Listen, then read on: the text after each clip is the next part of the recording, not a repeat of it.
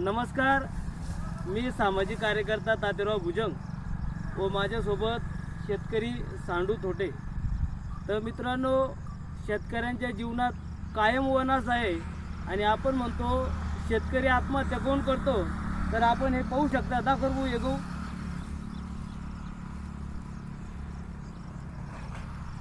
तर काल जो अवकाळी पाऊस झाला, या अवकाळी पावसामुळे पूर्ण शेतकऱ्यांचे मग कांदा असो, गहू असो, हरभरा असो, हा खराब या ठिकाणी झालेला आहे। कारण तो पाऊस इतका जोरदार आणि गारा त्या ठिकाणी पडला तर पुरा गहू, कांदे त्या ठिकाणी खराब झालेले आहे। आणि या मागच्या वेळेस जो पावसाचं पीक होतं, हे पावसाचं पीक ही ऐन टेंबावर शेतकऱ्याच्या तोंडात घास होता आणि त्यावेळेस खूप मोठ्या प्रमाणात पाऊस त्या ठिकाणी पडला आणि शेतकऱ्यांची मग कपाशी असो, मक्का असो, सगळ्यांचं नुकसान त्या ठिकाणी झालं होतं।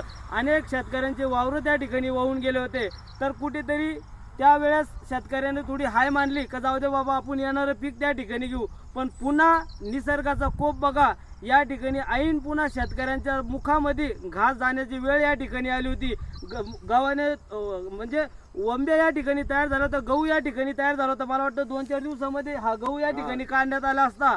पण पुन्हा निसर्गाने जो रात्री जो पाऊस या ठिकाणी पडला, तर या पावसाने पुन्हा शेतकऱ्यांचं होतं का नव्हतं त्या ठिकाणी झालं।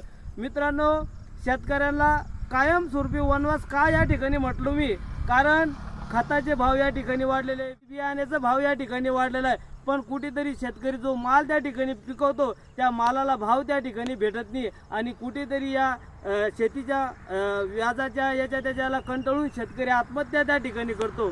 तर आज या ठिकाणी ही जी शेतकऱ्यांचं नुकसान या ठिकाणी झालेलं आहे, प्रशासनाला या ठिकाणी विनंती करतो। प्रशासन काय करतं, शेतकऱ्यांच्या मन समाधानीसाठी फक्त त्या ठिकाणी तलाट्याला सांगून पंचनामे त्या ठिकाणी करतात।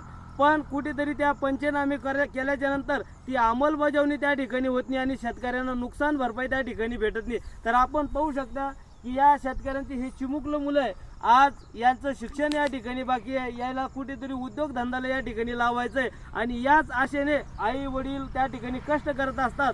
पण आज कुठेतरी मुखात आलेला घास निसर्गाने पुन्हा या ठिकाणी राहून घेतलेला आहे। तर शेतकऱ्याला वारंवार शासन त्या ठिकाणी सांगतं की तुमची कर्जमाफी होईल किंवा नाही होईल, पण आता जी तात्पुरती नुकसान या ठिकाणी झालेलं आहे, तर मी आपल्या कन्नड तालुक्याचे आमदार संजनाताई जाधव यांना विनंती करतो की आपण या शेतकऱ्यांच्या ज्या नुकसानी झालेल्या आहे, या तलाट्यानं सांगून याची ताबडतोब पंचनामा करायला लावा आणि नुसता पंचनामा करू नका, तर या शेतकऱ्यांना ताबडतोब नुकसान भरपाई या ठिकाणी भेटली पाहिजे। नाही तर खरंच शेतकऱ्याला आत्महत्या केल्याशिवाय पर्याय नाही। या 8-15 दिवसापासून ज्या युद्धामुळे आपण डायरेक्ट गॅसवरून चुलीवर या ठिकाणी आलो आणि एक सोशल मीडियावर पोस्ट या ठिकाणी व्हायरल होत आहे की जर शेतकरी या ठिकाणी संपावर गेले तर लोकांचे किती खाण्याचे वांदे या ठिकाणी होणार आहे। तर आपल्याला जर आपल्या देशाला जर वाचवायचं असेल तर आपला शेतकरी या ठिकाणी वाचला पाहिजे। म्हणून मी शासनाला या ठिकाणी विनंती करतो की जे काल जो ढगफुटीचा पाऊस या ठिकाणी झाला, गारीचा पाऊस झाला, तर या पावसामुळे शेतकऱ्यांचं खूप मोठ्या प्रमाणात नुकसान झालेलं आहे। तर याचे पंचनामे करून शेतकऱ्यांना नुकसान भरपाई द्यावी, एवढीच मी या सर्व शेतकऱ्याच्या वतीने आपणास या ठिकाणी विनंती करतो। धन्यवाद।